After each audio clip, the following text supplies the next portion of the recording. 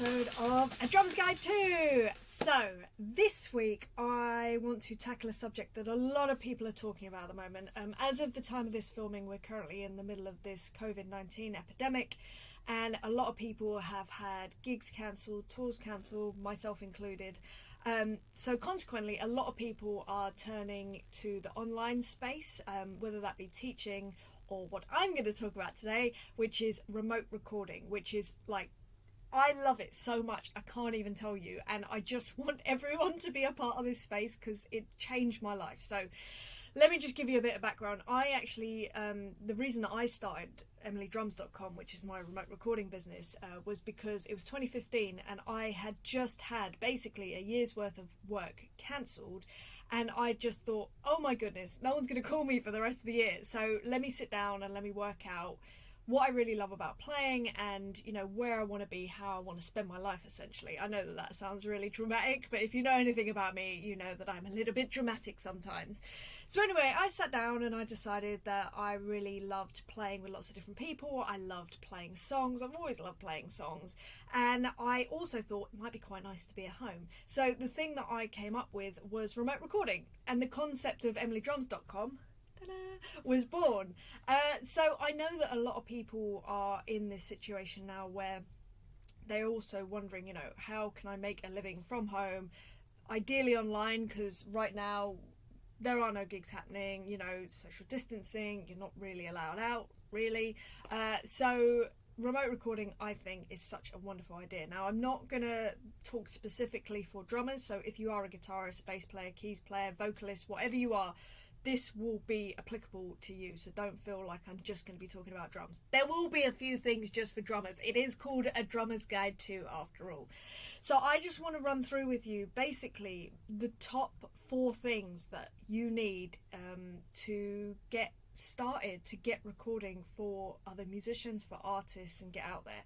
So the first most important thing, and not most important, they're all really important, but the first thing is an interface. So what is an interface? An interface is something that you are going to plug your microphones into, if you have microphones, depending on your instrument, and then that's going to plug into your computer. Sorry, I'm pointing over there because my computer is over there right now.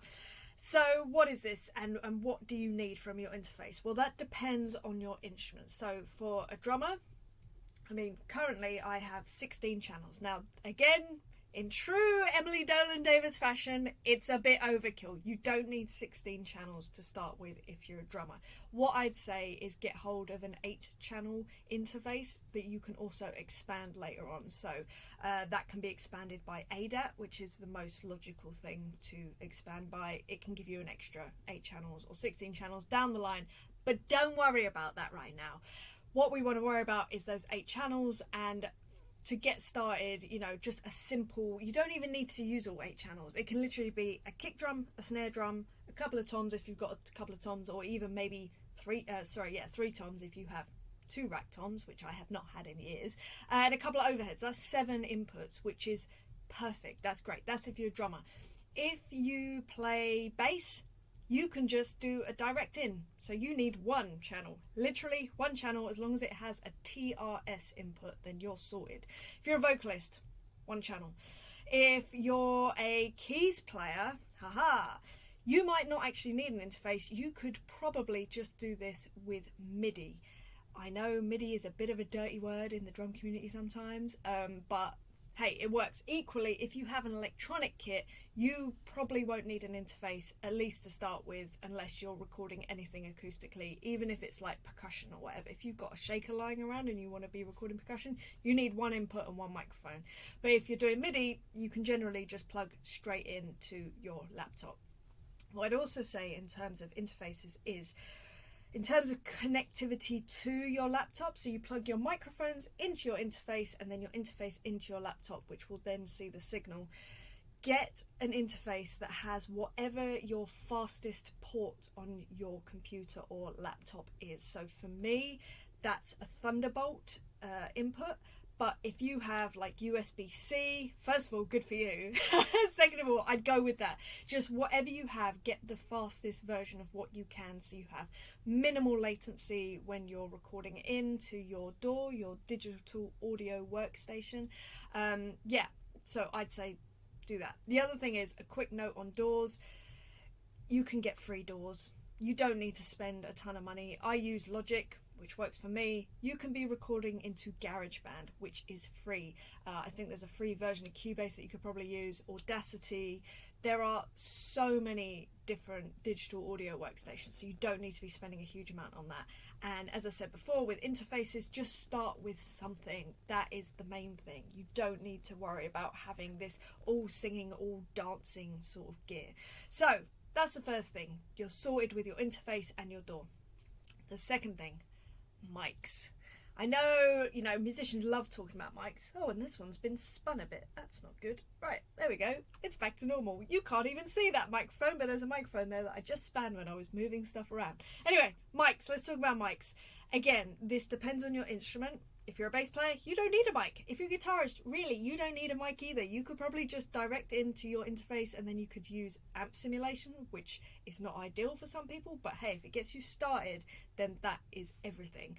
If you do have the ability to have an amp, then maybe you want a microphone and a direct in. That way you can use an amalgamation of the two sounds. Awesome. So you probably need a 2-input interface. But the point is, with mics, it is a complete minefield. When I started, I had zero knowledge. In fact, I had zero knowledge about all of this stuff and how it worked and how it all worked together. But what I did was, and I would recommend that you do this too, if you're a drummer right now and you're like, I don't know and I don't have a lot of cash, what I would do, buy a specific drum mic pack. That's what I did. I bought a pack of Audix mics. They were secondhand from Gumtree.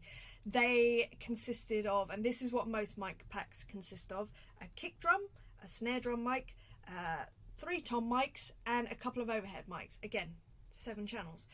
And that's how I started. And then from there, I just built upon it. So I would just swap out one mic when I could afford to. But don't worry, it's just about getting a sound together. And it doesn't have to be the most incredible sound in the world. It just needs to be a sound. That is the key. So once you've actually got some mics, don't forget about the cables as well. You need cables. There's a lot of stuff going on. So cables as well. After that, you need to make sure that whatever you're recording, whatever your instrument, it needs to be the best sounding gear that it can be. And that's not just down to it being an expensive guitar, an expensive drum kit. It can be gold plated for all I care. The thing that makes the biggest difference in playing any instrument is you. And it's how you play that. And it's how you know how to manipulate your instrument. Down to tuning. And I'm not, again, just talking about drums. If you're playing bass, if you're playing guitar, make sure your instrument is tuned. Otherwise, it's completely worthless. But when we are talking about drums, it's not about the right tuning. It's just about understanding a little bit about how turning a lug on a drum affects the sound of that drum, how it affects the resonance, how it affects the sound of the rest of the kit, because it might resonate with something else, and then within the room. This is just going to come from practice and just trying stuff out. So just try stuff out and understand that. Then you want to get onto how you play the instrument, your touch. That is going to be so important when it comes to anything. I had a massive lesson of this when I was a kid, actually. So when I was about, I guess I was maybe just about 12, maybe. And there was this drum kit in our school, and it was the most beat up drum kit. It was an old Premier kit. Looking back, it was probably a really good kit, actually, if someone knew what to do with it and how to, look after it. But this thing was beat up, we were in North London. Kids did not care. I cared about the drums, but I didn't understand how to make it better. Anyway, that's beside the point. But the point was, I would play this kit, and it would sound awful. And in my head, I was going, it's because of the gear, it's because of the drums, that's why I sound so rubbish. And I had that in my head until one day, this kid who was 3 years above me, who I feel like his name was Ben Thomas. His name was definitely Ben, but I can't remember his surname. Oh, it drives me mad. Anyway, he was the school's best drummer. And he came in one day randomly and sat on the drums and played that very same drum kit, and it sounded incredible. And the reason is because it was him. He understood how to play drums to make it sound like a great drum kit, and it was, but it was how he played it. So very, very important in how you play it. Also, a space. Now, I'm incredibly lucky here. Don't think that I am not aware that this is a really lovely room for me to set up my drums in, but just have a space. If you can ideally leave your drums set up, I would, absolutely, just so you can get a sound that you're vaguely happy with between your gear, your microphones, your interface, all that sort of stuff, and your DAW. But then you can tinker with it and you can mess around, because that's all I've done for the last 5 years. Basically, I've just messed around and tried things and moved things ever so slightly to see if that sounds just a little bit better. And I implore you to basically do the same if you're a drummer. It's slightly different if you are on an instrument that can be DI'd, that the room isn't that much of an issue. Obviously, if you're playing guitar, putting amps in different styles of room can help to get a different kind of sound, but it really depends on your instrument and your situation, of course. And equally, if you're playing MIDI, who cares where you are? You could be literally on the loo playing keys and it would be absolutely fine. So, the fourth and final, and probably the most important thing that you have to have when starting remote recording for artists, for musicians, is an insatiable thirst for, I'm not even sure that makes sense, insatiable hunger, that's probably more logical, insatiable hunger for curiosity and for exploration. And I've touched on it a little bit just before, but you have to get together a sound that you like, and then make it better. And I'm not talking about better, this kind of, random abstract worldview of what is better, what is right, what is good. No. I'm talking about your opinion. What do you think sounds good? What do you think sounds better than before? And just try and create the very best version of the sound that you're getting. Look, you might be in a space where the sound that you're getting is incredibly lo-fi. It's kind of like, I don't know, it's just raw. It's a raw sound. Great. Make that raw sound the best sounding raw sound that is so dirty and so gritty and so awesome, because you've worked on it and you have embraced the situation that you're in, because someone is going to want that sound. Someone is going to love that sound the way that you love it because you've created it. Equally, if you want to get the most hi-fi sound ever, and can I just point out, if you do want to do that, that's going to cost you a lot of money, but if you can do it, more power to you. If you want that kind of sound, hone it so that every channel or every sound is so delectable and delicious and frequencies are just singing where they should be.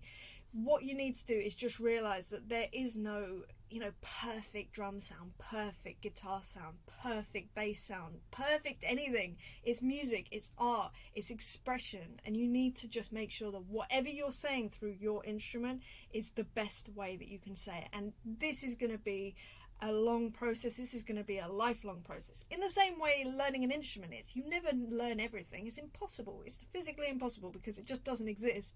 It's the same with recording. So whatever gear you have, make it the best you can. And then if you can afford to swap out one microphone, then do, and then make that microphone sound the best that it can in the space that you have. In, just try stuff. Just try out different things and see what works for you. So to me, those are the 4 things that you absolutely need to get started.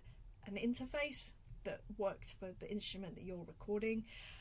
Mics, however many you need. I apologize, drummers, it's just the way of life. We have the most expensive gear, the biggest amount of gear, and then, let's add some more gear and mics. Oh, sorry about that. Then an understanding of your space and your gear itself, how to manipulate it, how to make it sound as good as it can be.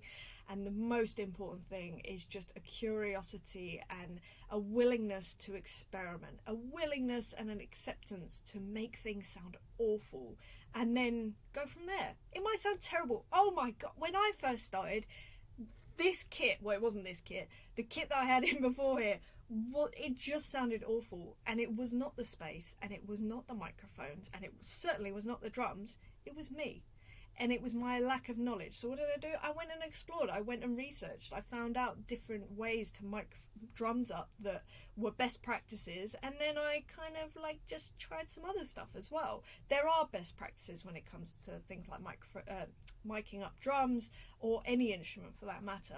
And I'd say absolutely do a quick Google search, find out what those best practices are, because there is a reason for it, and then go from there. Maybe you will do exactly what people suggest and it sounds great and you're like, love it, done, fine, happy days, by all means go for it.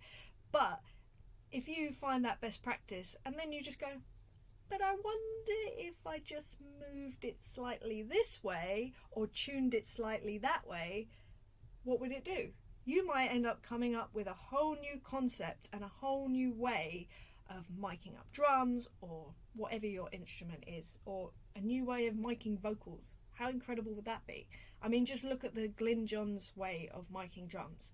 That's bonkers. That's actually, like, it makes zero sense. Although now, it's a best practice, so you never know.